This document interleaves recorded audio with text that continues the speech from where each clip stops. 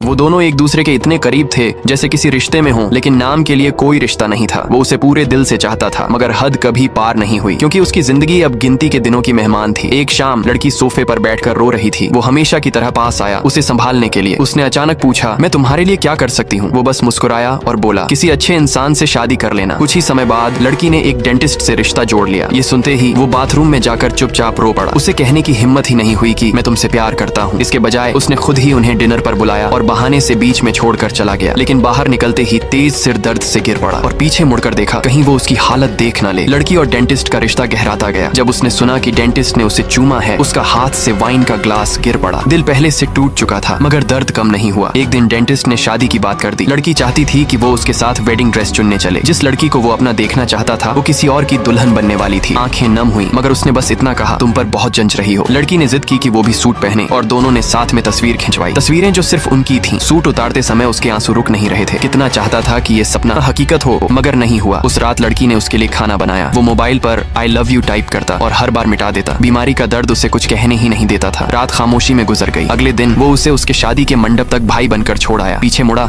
तो आंखों से आंसू अपने आप गिर पड़े। वो कभी नहीं जान पाया कि लड़की ने कितना सहा था। दरअसल एक दिन उसने उसकी जेब से विटामिन की बोतल निकाली और डॉक्टर से पूछने पर पता चला कि वो आखिरी स्टेज के कैंसर की दवा थी। उस पल उसका दिल टूट गया। उसे याद आया जब उसने पूछा था, मैं तुम्हारे लिए क्या करूं? अगर वो कह देता मुझसे शादी करो, तो वो बिना सोचे मान जाती। उसे ये भी याद था कि डिनर पर वो गिर पड़ा था और उस दिन से उसने मन ही मन ठान लिया था, अगर वो पल भर के लिए भी मुड़े तो वो दौड़कर उसे गले लगा लेगी। यहाँ तक कि शादी वाले दिन भी उसकी निगाहें बस उसी पर थीं। हर रात वो उसकी आवाज रिकॉर्डिंग सुनते हुए रोती थी और जब वो इस दुनिया से चला गया वो भी उसके पीछे चली गई। इस बार कोई ताकत उन्हें अलग नहीं कर सकी। दोस्तों, अगर इस दुनिया में आपको अपनी सच्ची मोहब्बत मिल गई है तो प्लीज कमेंट में जरूर बताना।